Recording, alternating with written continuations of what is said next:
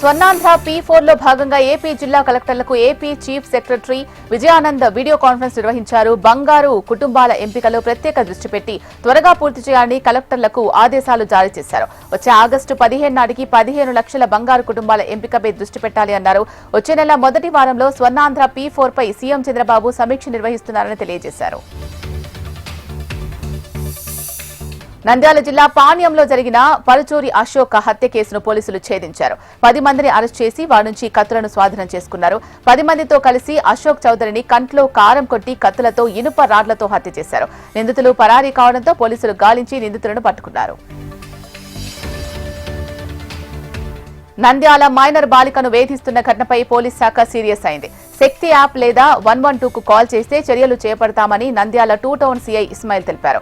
పట్టణంలోని ఎన్జీఓస్ కాలనీలో నివాసం ఉంటున్న ఒక మైనర్ బాలికను వేధిస్తున్న మైనర్ బాలుడిపై కన్న తండ్రి దాడి చేశాడు. అయితే పిల్లలు మొబైల్ ఫోన్లు కొనివ్వడమే కాకుండా ఫోన్లలో వారు ఏం చేస్తున్నారు అనే విషయాన్ని తల్లిదండ్రులు గమనించాలని సీఐ సూచించారు.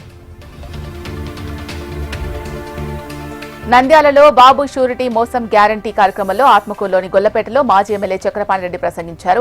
చంద్రబాబు లోకేష్ ఆలోచనలతో తల్లికి వందనం ఎగనామం పెట్టారని అన్నారు. రైతులకు సకాలంలో యూరియా అందడం లేదని, ఉదయం 5 గంటల నుంచి రాత్రి 12 గంటల వరకు మద్యం అందుబాటులో ఉంటుందని మాజీ ఎమ్మెల్యే శిల్పా చక్రపాణి రెడ్డి ఆరోపించారు. సుపరిపాలనలో తొలి అడుగు అంటూ ప్రజల వద్దకు వెళ్తున్న ఎమ్మెల్యేలను నిలదీయాలని శిల్పా చక్రపాణి రెడ్డి ప్రజలకు విజ్ఞప్తి చేశారు. అనంతపురం జిల్లా కళ్యాణదుర్గంలో ఏసీబీ దాడులు నిర్వహించారు. సబ్ రిజిస్ట్రార్ ఆఫీసులో ఒక వ్యక్తి లంచం తీసుకుంటూ ఉండగా రెడ్ హ్యాండెడ్ గా పట్టుకున్నారు. రియల్ ఎస్టేట్ వ్యక్తి నుంచి భూమి రిజిస్టర్ కొరకు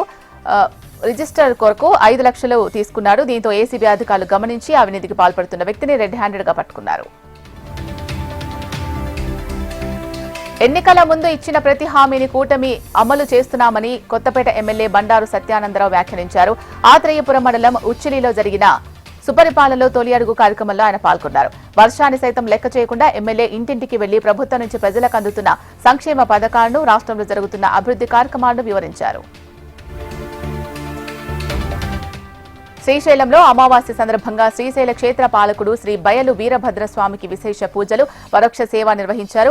వీరభద్రస్వామి ఆర్జిత పరోక్ష సేవలో పలు రాష్ట్రాల నుంచి భక్తులు పాల్గొన్నారు. స్వామివారికి పంచామృతాలు, పుష్పోదకం, శుద్ధ జలాలతో అభిషేకం నిర్వహించారు. స్వామివారి దర్శనాన్ని పలువురు భక్తులు యూట్యూబ్ ద్వారా చూస్తూ పూజలో పాల్గొన్నారు.